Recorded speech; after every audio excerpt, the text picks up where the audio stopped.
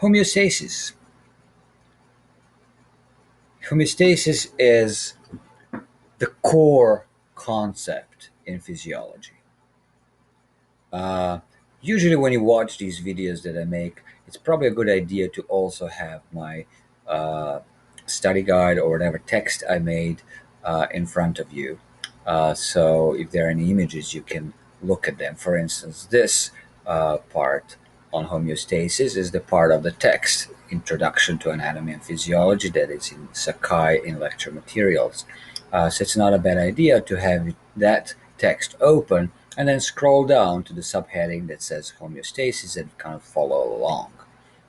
Uh, so, homeostasis is the core concept in physiology, and it is the concept or the idea that there is one optimal set of parameters inside of the body. Um, Saltwater balance, pH, temperature, things that make the functioning of the body optimal. Usually, the enzymes have evolved to work optimally at that temperature, that pH, that saltwater balance, so they work the best. For instance, we are warm blooded, right? We are humans, we are mammals, so we are warm blooded. So our body temperature is pretty much constant. It's around 36 to 37 degrees Celsius, and so all of our enzymes have evolved to work best at that body temperature. If you get too hot, like high fever, those enzymes are not going to work, which is why we want to take aspirin or something like that to lower the fever if it gets into the dangerous heights, right? 42 degrees Celsius is really dangerous because some of those proteins are going to denature and enzymes are not going to be working well. The same with getting too cold, freezing, those enzymes are not going to work very well. Cold-blooded organisms, let's say insects, often have multiple sets of enzymes that do the same thing, and different versions. They have a summer version and the winter version. The one that works better when it's hot, the other one that does the same thing, but it works better when it's cold. We don't have to have that. We can only have one enzyme per function, and we are okay. So, homeostasis is ensuring that all of our biochemical processes in the body work at an optimal level. So, our enzymes work well, everything else works well. So, a lot of the mechanisms, physiological mechanisms, pretty much all of the physiological mechanisms, and some behavioral mechanisms too, are. Have evolved to ensure homeostasis, to ensure that all those parameters are within the limits of normal. And uh, I'm saying behavioral. It's hot, you go find shade. If it's cold, you find something, some clothes to put on. So there are all sorts of ways that our bodies are ensuring homeostasis. Unfortunately, we live inside of an environment that often doesn't care about our homeostasis. So it can get too cold or too hot or all sorts of other things. Something pokes us and we start bleeding. All sorts of things are going to change the internal parameters, the internal environment. And so we have all sorts of ways to first detect it, the sensory systems inside of our body to detect that there is a change, and then that physiological mechanisms are there to bring that back to normal. And when I say normal, that word normal or normal level for a parameter, that is called a set point. So we have a set point for everything in our body, levels of this and that and blood, uh, body temperature set point, pH set point. We have set point for that. So if anything happens in the internal or external environment that changes a parameter in some way, all the physiological mechanisms are going to work hard to bring it back to that set point. So that is the basis of all physiology. All physiology does is trying to ensure homeostasis so our bodies can work at an optimal level at all times and not fall apart or die or denature our proteins and get cooked or get frozen. So homeostatic mechanisms that defend the set points, those are all the physiological mechanisms, right? They're all ensuring our homeostasis. Now, this is, of course, the basis of physiology, and it's correct.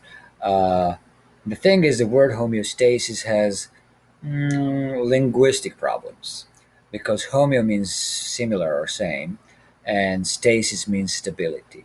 So, if I ask you to quickly draw a graph of homeostasis, you draw a coordinated system, the x-axis and y-axis, and some kind of a parameter that you're measuring, and you're going to draw a set point, and then something happens in the environment that drags it away from the set point, and then a physiological mechanism that is going to bring it back to the set point. And you're going to draw it like that. Now, that's okay if the time frame on that x-axis is really short, seconds or minutes.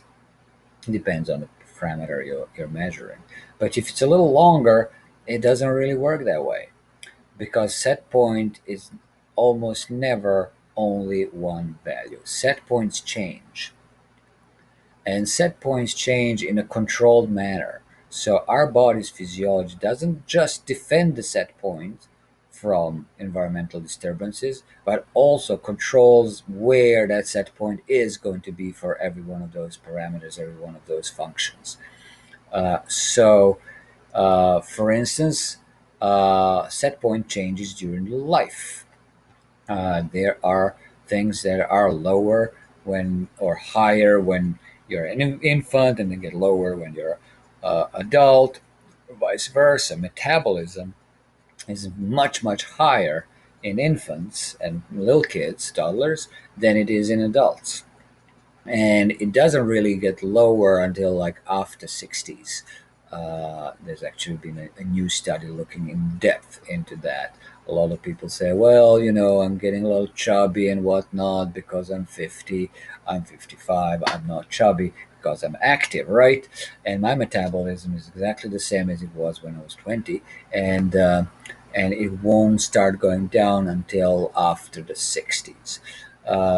So my set point for metabolism has been pretty steady for most of my life. It's going to go a little lower as I get older, but it was much higher, like twice as high, three times as high when I was a year old or 2 years old.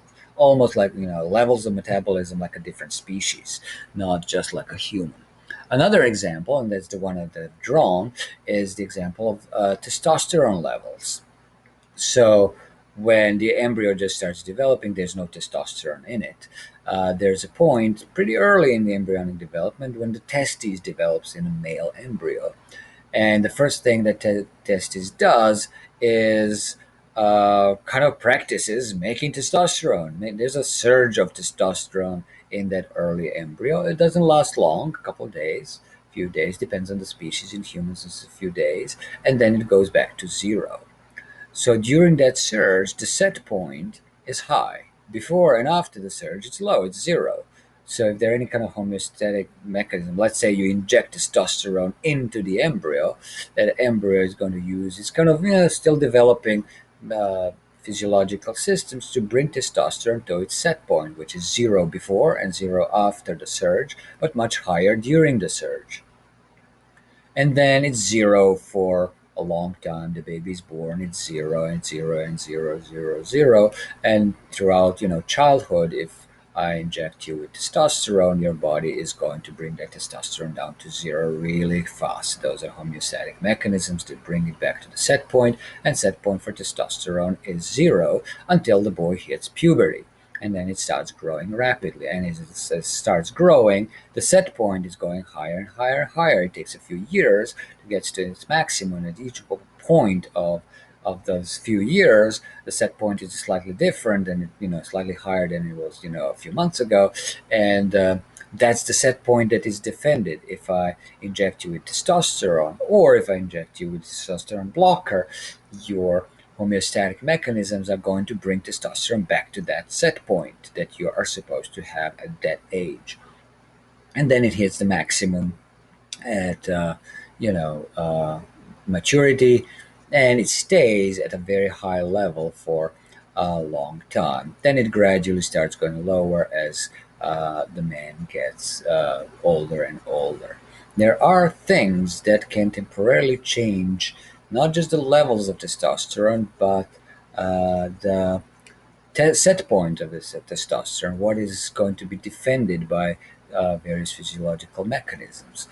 Those things are, for instance, birth of a child. When you become a father, testosterone goes a little lower. Also happens when your sports team loses, it goes lower. When your sports team wins, goes a little higher. When your presidential candidate loses, it goes a little lower. When he wins or she wins, then your testosterone goes a little higher. Um, if you are in a country that is attacked in a war and you're defeated, your testosterone goes lower. So there are things that are going to affect, not much, but are going to affect a little bit the set point that is defended by the homeostatic mechanism in regard of testosterone. So those are developmental changes. The set point changes during the duration of life, lower or higher depending on your age. Another way to have a change in set point, a control change in set point, are the daily rhythms. For instance, we are the coldest early in the morning, 4 or 5 a.m. We are the warmest at about 4 or 5 in the afternoon. It has nothing to do with the environmental temperature. It doesn't have anything to do with our activity levels or when we are eating or anything like that. It is completely under the control of the circadian clock, which tells the body to lower the metabolism, lower the body temperature first thing in the morning, and then to gradually raise it until the afternoon. It's not just lowering and raising body temperature, it's lowering and raising the set point, the set point that is defended. If your 5 a.m. body temperature is 36.2 Celsius, and then you go into a hot environment or a cold environment, and so your body temperature starts going away from that set point, all your physiological mechanisms are going to try to bring it back to 36.2. The same afternoon, your set point is now 36.8 degrees Celsius. So if you go into a freezer or if you go out in a hot sun, and so your body temperature starts changing away from the set point, your physiological mechanisms are going to start bringing it back to 36.8. That is the time appropriate set point for body temperature. Almost everything in the body has oscillatory changes in the set point controlled by the circadian clock.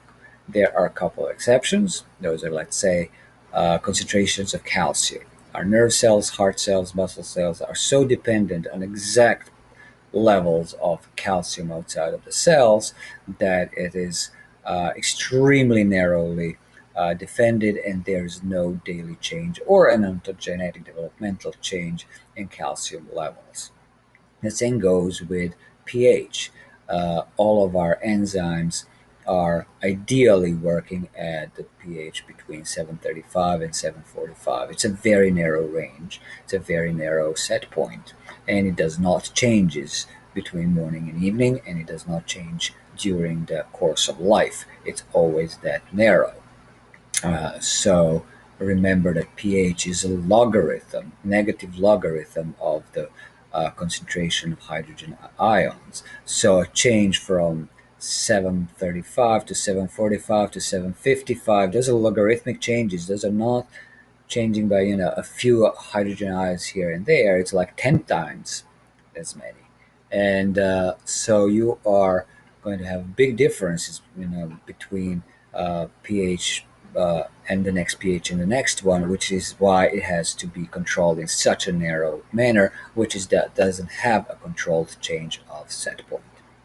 There's a guy called Nicholas Musovsky who wrote a whole book about it, and he renamed the process a rheostasis, like a rheostat, like what you have when you have AC and heat system in your house that heats when it's too cold and cools when it's too hot. It measures the temperature of the air and makes kind of the decision what to do in order to bring the body temperature, the room temperature, always to the same level. So that is why he called it a rheostasis, as an indication that set points in almost everything are changing, and they're regulated and controlled by our bodies, either developmentally or by a circadian clock. So rheostasis is a good term to know.